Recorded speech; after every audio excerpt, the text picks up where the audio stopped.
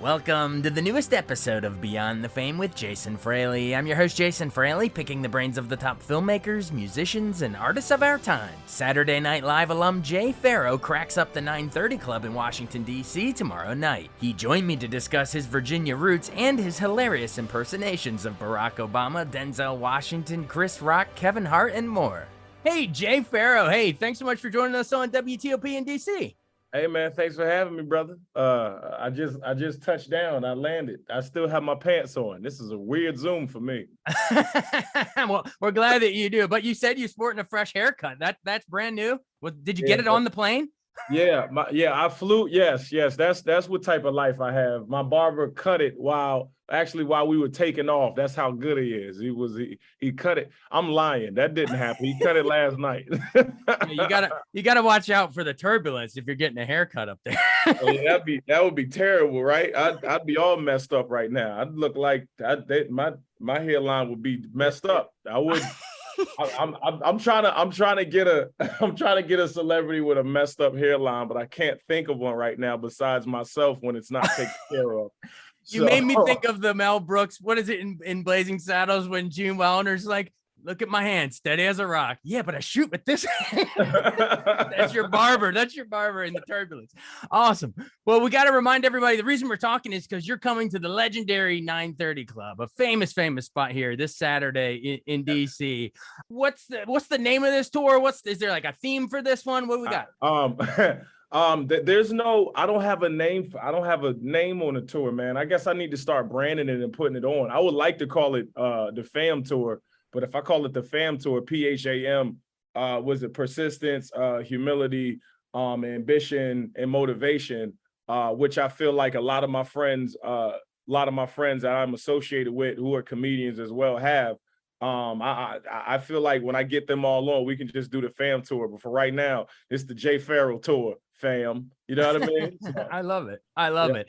And speaking of fam, you're pretty much fam to this area in a roundabout way, more or less. Like, didn't you grow up you were born in Chesapeake, Virginia, right? Born in Chesapeake, Virginia. Went to Indian River High School, the same place that Alonzo Mourning went to high school at. I'm from the 757, baby, the same place that Missy Elliott, Timbaland, Lawrence Taylor, Allen Iverson, Plaxico Burress, who else is from there? Michael Vick, the Neptunes, also, who else is from there? Drum, also Bob Saget, so rest in peace. Yeah, rest in peace, man. So we got there's a Wanda Sykes. There's a lot of talent that comes from my area, man. And this is home. You're right. This is home for me. It's the DMV. So Old Bay season and let's Old Bay it up, goddaggit. Let's Old Bay it up. Real talk. Old Bay, I love it. Yeah, I'm always down for some Old Bay. So then, all right. Well, then I always, when I'm talking to someone about their local roots and everything, I always like to know like how you actually got into comedy to begin with. Were you watching Eddie Murphy as a kid? Or who was it? Gilbert Gottfried? Who was it for you as a kid? Yeah, it was definitely Eddie Murphy. I was watching him do his movies and stuff. I saw Delirious and Raw later because my parents were really strict and they ain't really allow me to watch too much. My uncle used to slip me Richard Pryor tapes, though. He did that. I was 17. He would slip me the tapes. But I had already started doing comedy when I was 16, and I was already familiar to the stage. And Bernie Mac and the Kings of Comedy. I think that was, as far as comedy goes, I was like, yo, I want to do that. Like he was a beast, and he just a killer. Because I ain't scared of you, son of a trick. Ain't nobody scared of you. I'm going to tell you this. I'm going to tell you something straight off the mother sucking press. I ain't coming for no foolishness. I ain't cursed. I said mother sucking. You can suck her, mama. You just can't F her. Nice. Well done. Yeah, man. So yeah, seeing that and growing up in that time, man, early 2000s, that's he inspired me. And then I saw Delirious and Chris Rock's Bring the Pain, and that was like, yeah, all right, cool. Now I know I have to do this. This is what I'm supposed to do this. Oh, absolutely, absolutely. Well, you slipped into some impression there. Is there anyone else in the room with you? I know you do a mean Obama too. Is Obama here? What would he say about the current situation here? I mean, politics is crazy lately. I mean, what situation are you? Which situation are you referring to? Because there's a lot going on. I mean, you got Roe versus Wade. You got Mississippi. You got Mississippi, Jackson, Mississippi, and the water literally looks like Starbucks coffee without any cream. You've got, you've got the people in Flint, Michigan. They still don't have water. But then you've got the government focusing on putting billionaires in spaceships to fly them the hell out of here because they don't want to deal with it. They're escaping. You don't see what's happening? They're getting inside that spaceship like Robert McNair, but they're not trying to blow up. You understand what I'm saying? They're trying to get out of here, baby. They're going to leave us right here on this planet, and Gen Z is going to kill us. Nice. Yeah, I mean, it's what does he make of the whole, Mar-a-Lago document stolen? What would he say about that? Listen, I'm not obliged to talk about a lot of things, and I don't want my hair to get more gray. I already look like Cisco, so I don't want it. I don't want to start looking like Morgan Freeman. So what I'm going to do is I'm going to extract myself from the situation, and I'm just going to say, if you want things to get fixed, holler at my wife, Trick. That's all I'm going to say.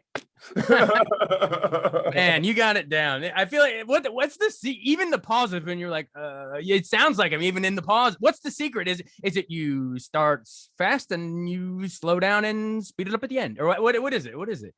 I mean, for me, it's my process is to just totally capture the character. So Obama does have pauses. You got to understand, you got to come at it as if he's got a secret that he's trying to give you a little bit about, but he can't give you the whole thing. So he's going to hold back that last word.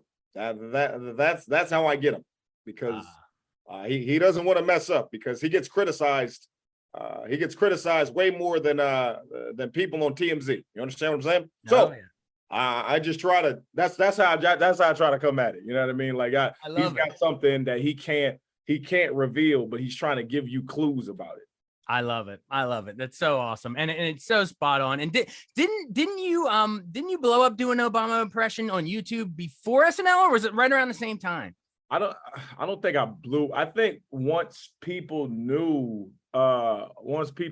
heard I got SNL and all that, they started looking at all of the videos, and that's what happened. Like, even though some of them were blowing anyway, like that Will Smith and Denzel video behind the actor, that dude, I knew that when I put that up there, I had the ad people hit me up like 15 minutes later, and they were like, yo, you want to put ads on this? And I was like, sure. I don't know what for. And then I found out what for. That thing was hot. Everybody was like that. I said, shoot, I just shot that down there in the computer room at my mom's house with a bed sheet, with a bed sheet taped to the back of the wall. Like that. Yeah.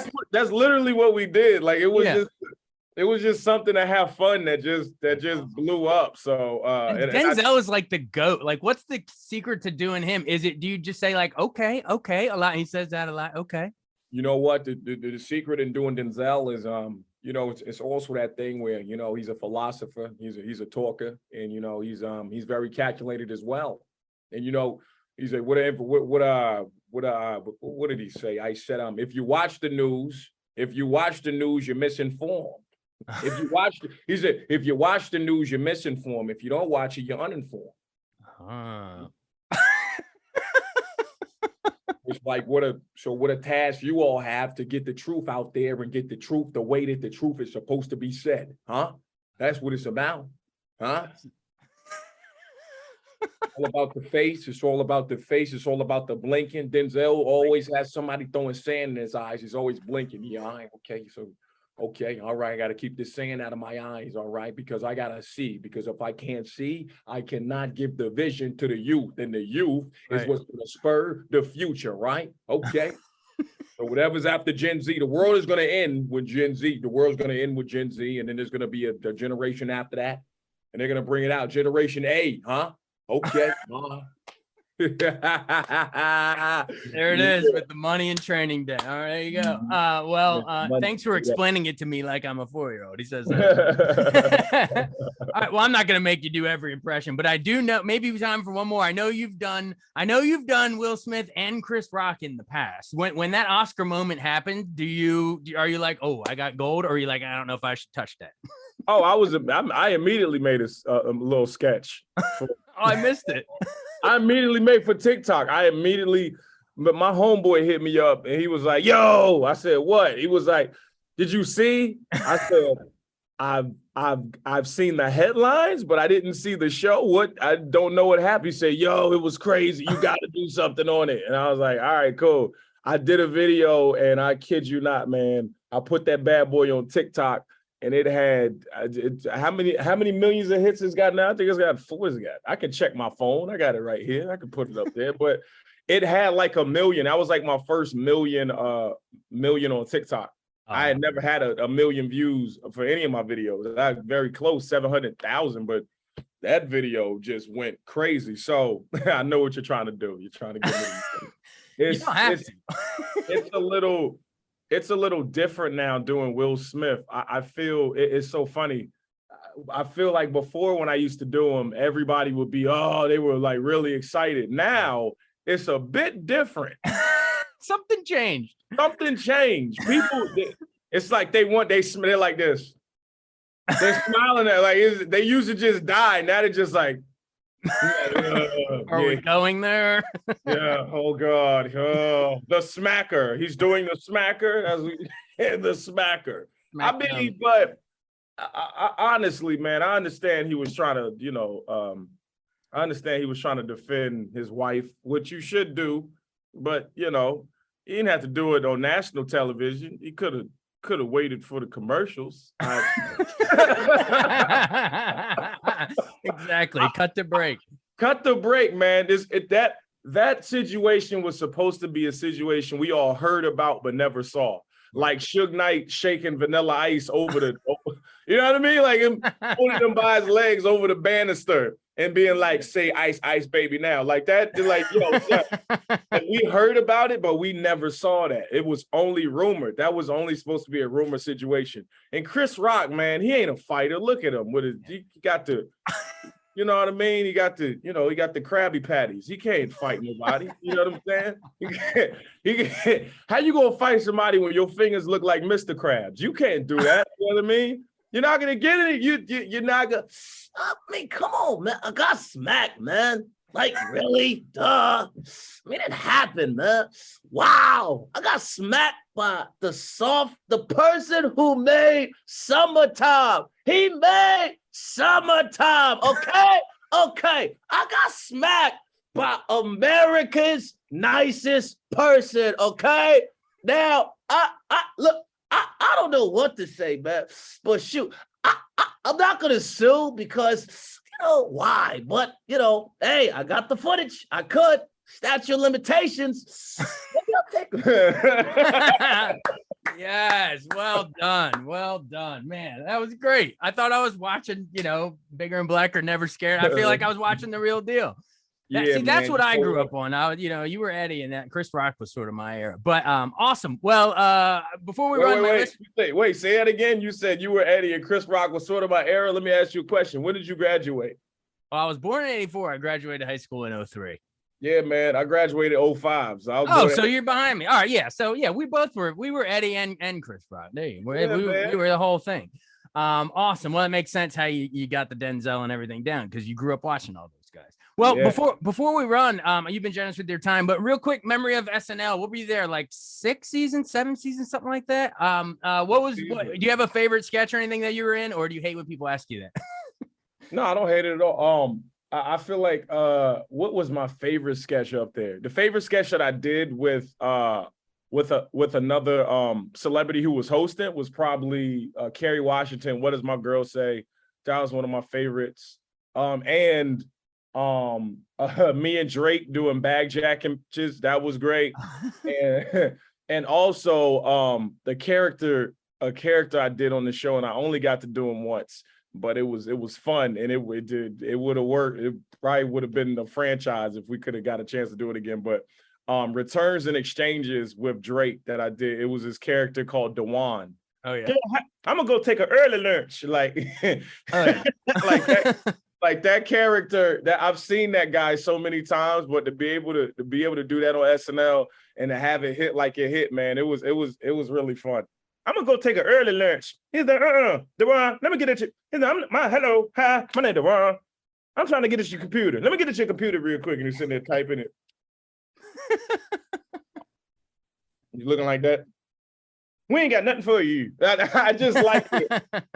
I just like that character. So yeah, those three I would say were probably the most fun. And then and then being able to write the Kevin Hart sketch where he did his rap character Chocolate Dropper, and in the song pew pew pew pew bow ping bow pew bow gunshot sounds bow cause I'm coming at everybody pew pew pew pow gunshot sounds. Like that was a fun one to write and be a part of, man. So wow, you know. That's all. Well, speaking of Kevin Hart, when you were asking me when I graduated, I thought you were gonna go the Kevin Hart Don Cheadle. Damn.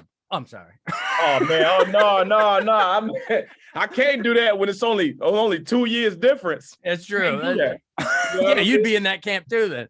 Awesome. Listen, exactly. I'm not gonna sit here and act like we're old. We're not old, okay? Listen, mid-30s is coming. Swear to God, it's already there. Bam. I'm guessing you're like 37 or something like that. Bam. I'm 38 next month. 38 next month. Oh, you a Libra?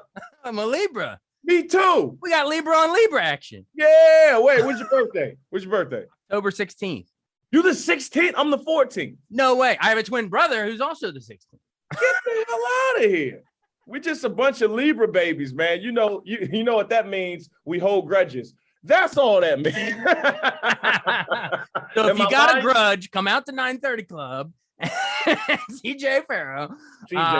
Oh my gosh, we're both J's too. This is crazy. What the hell's going on? Insane. J Libras. J Libras. What are we doing? Well, I appreciate you joining us. My wife wanted to say she's a huge fan. Been following you for years. We love your stuff, man. You're so hilarious. So everybody come check him out at 930 Club on this Saturday at 7 p.m. Head over to 930.com. Thanks for doing this. Gosh, how'd you fit? We did Obama, Denzel, Will Smith, Chris Rock, Kevin Hart. You did them all. Yeah, we got so many people that we do here. And the thing about it, bro, is that it's just that thing where you just start talking, riffing, and all of a sudden you just come up with a whole bunch of characters. And, you know, honestly, hopefully they'll end up in a Marvel Cinematic Universe because I'm the person who saved it.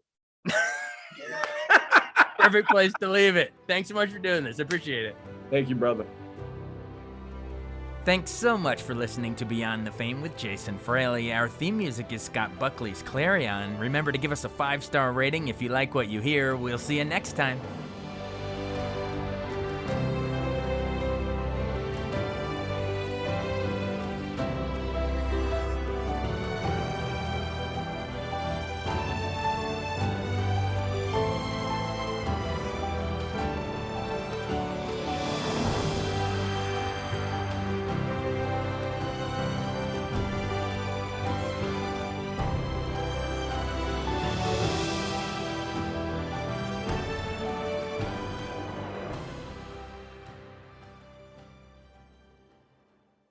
I wanted to take a second to tell you about an app I really enjoy. Living in the DC area is great, and Podcast DC gathers all of the local shows that I like all in one local app. Health, sports, local news, politics, and so much more. Podcast DC is the new local app with hundreds of DC area podcasts to choose from. I can earn exciting rewards just for listening and share the podcasts I love instantly. Available in the App Store or in Google Play, listen local with Podcast DC.